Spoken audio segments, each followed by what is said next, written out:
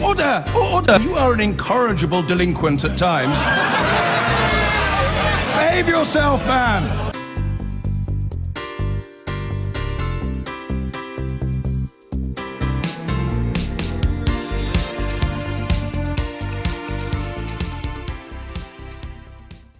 With the question of when Theresa May will formally start the process of leaving the EU, we think of nothing else here, you know.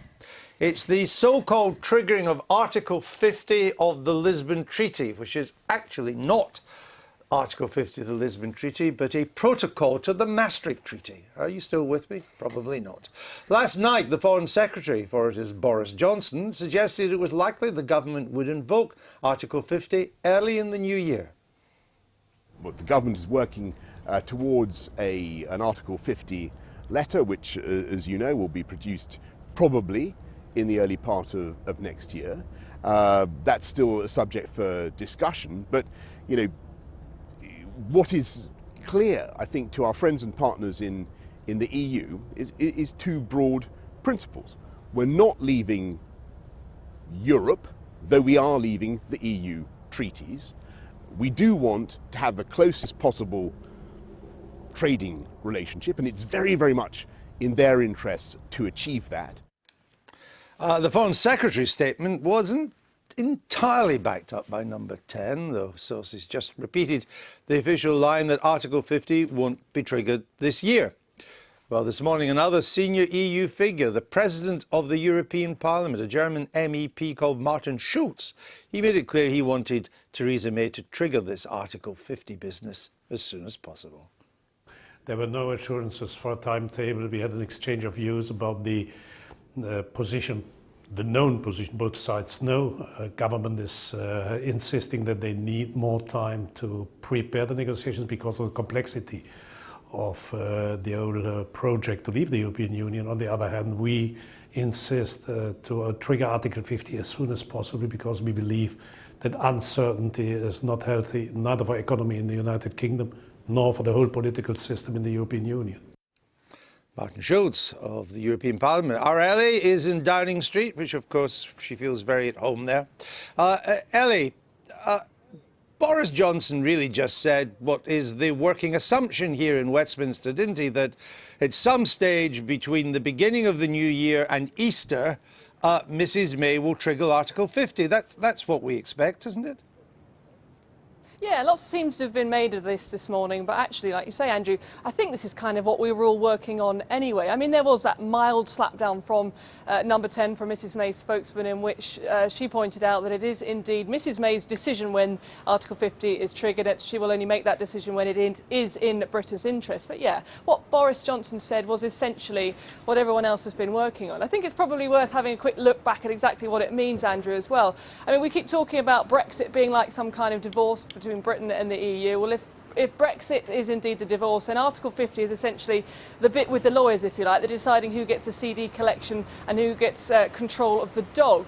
Now, we have the control, Britain has the control exactly when to trigger Article 50, but once it's triggered, it will take 2 years. So the decree absolute, if you like, will be 2 years after Article 50 is triggered. Now, there have been some in Theresa May's own party, the likes of Dominic Grieve, the former Attorney General, who say, don't rush it. Essentially, we need to make sure that Britain is in a state of preparedness before you get to that 2-year trigger. There are others, of course, who say get on with it because, don't forget, Britain remains a member of the EU all the time. It is in those negotiations during Article 50, at which point it can't negotiate with any other trade deals. If you like, it can't enter into any other dating relationships with other nations outside the EU who may want to enter into some kind of trade relationship. All right, Ellie, thanks very much. We'll leave it there. There's a vacuum at the moment in British politics because the government isn't giving us any details of either of its timetable or its negotiating position. There's a danger then when people do say something that's actually pretty innocuous. We kind of build it into a huge event, you know, Boris Johnson goes off piste, knocked down by Downing Street. It's much ado about nothing, I would suggest. Well, I think that's Number 10's strategy at the moment, is that ultimately, you know, the main thrust of it all is not to reveal our cards at all as to where we're going. Lots can change within a very short space of time. And I think, you know, we've seen it again with sort of David Davis not that long ago, where he suggested it would be improbable for us to stay within the single market. And that got a sort of mild rebuke again from Downing Street. They literally do not want to say anything about Brexit or the timetable until we get to a position that we're on the sort of cusp of doing it, simply because they don't want a long-running commentary, which they think will kind of, you know, keep the kind of instability up in the air about what we're doing. But David Davis got mildly knocked back for stating the bleeding obvious. If we're not going to fall under the European Court of Justice, which determines single market arguments, and we're not going to have the freedom of movement that they have now, ipso facto, we can't be full members of the single market. I mean, what bit is wrong in that statement? That seems to be where we're heading. But what is fascinating and to my mind a little bit disturbing about where we are right now is that the government is shutting down a debate on where we go next. It is possible to have one. George Osborne gave a speech this morning sort of kicking it off. You've got to make a choice in the way that Brexit unfolds in the coming months. The choice has got to be, do you in the end put the interests of the economy first, or do you perhaps say that it's more important to deal with migration, the thing that many people think that they voted on? And in his speech this morning, George Osborne said, well, I think it's more important to make sure that the economy doesn't contract in the coming years.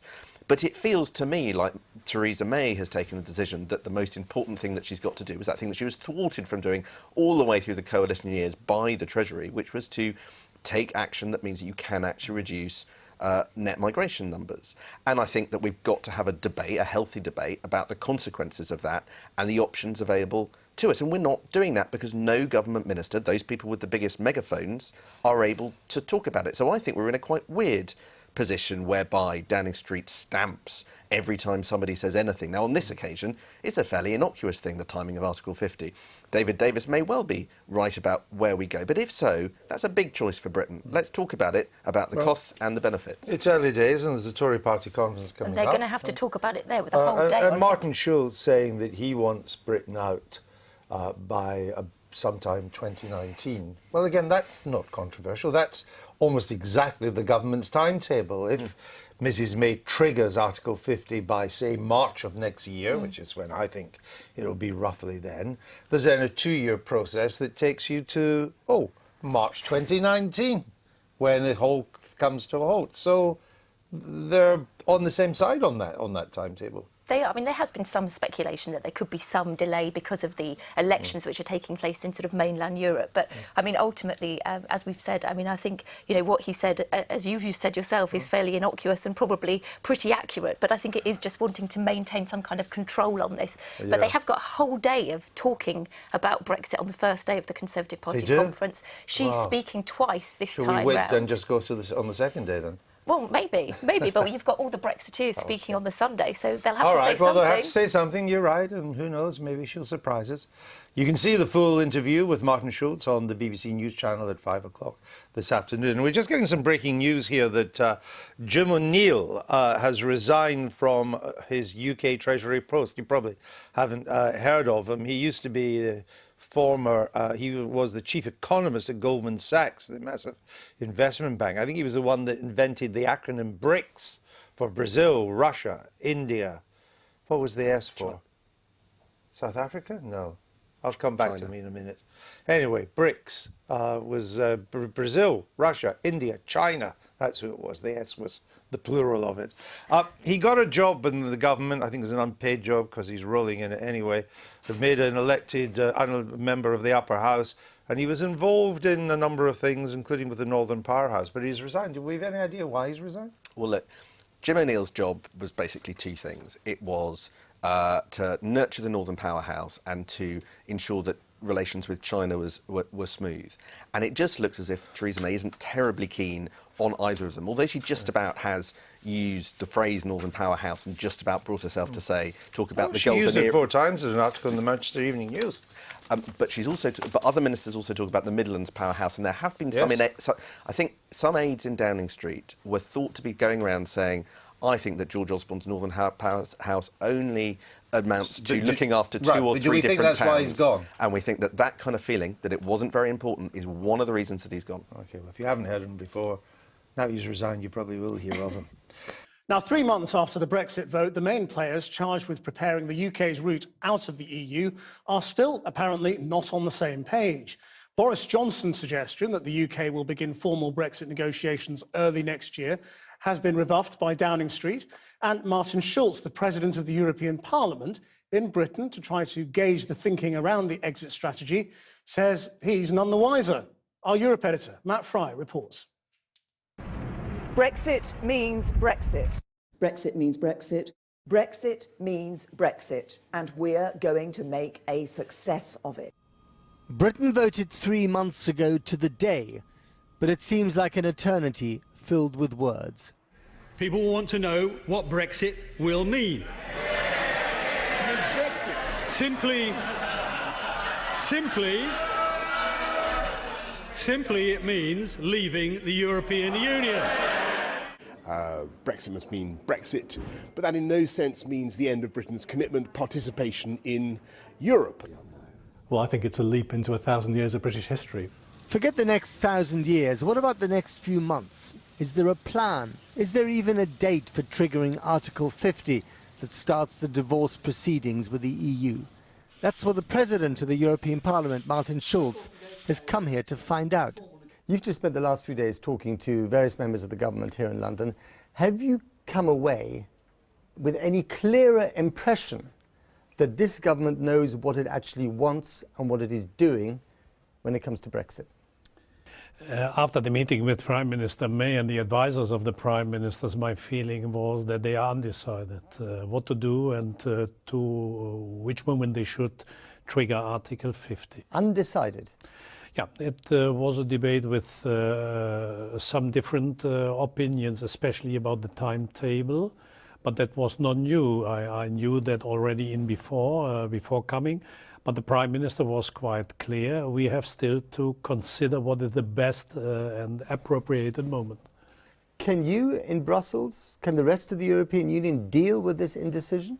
Not for eternity. I think in a foreseeable time the UK government should come to a conclusion when it is necessary and also feasible to trigger Article 50.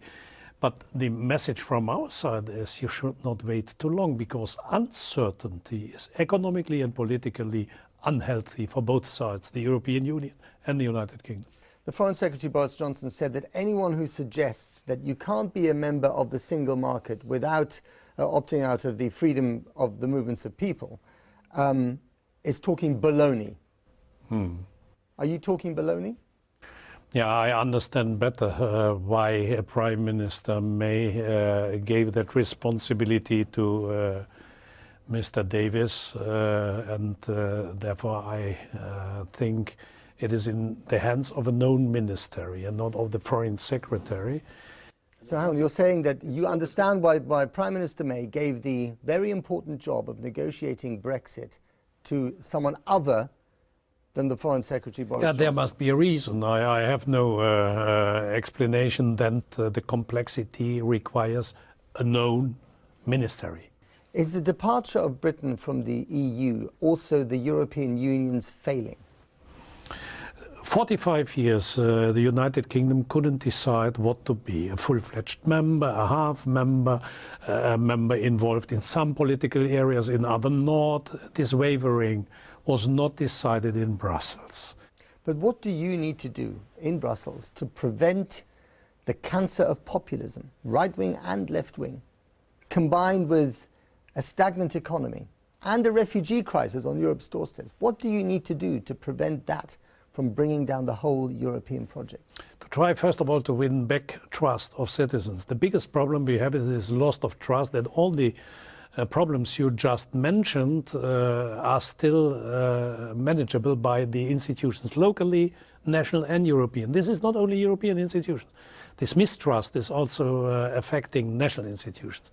Brexit could not have come at a worse time, could it, for the European Union in this very delicate situation? That's true. It is, from a principle point of view, a very sad moment.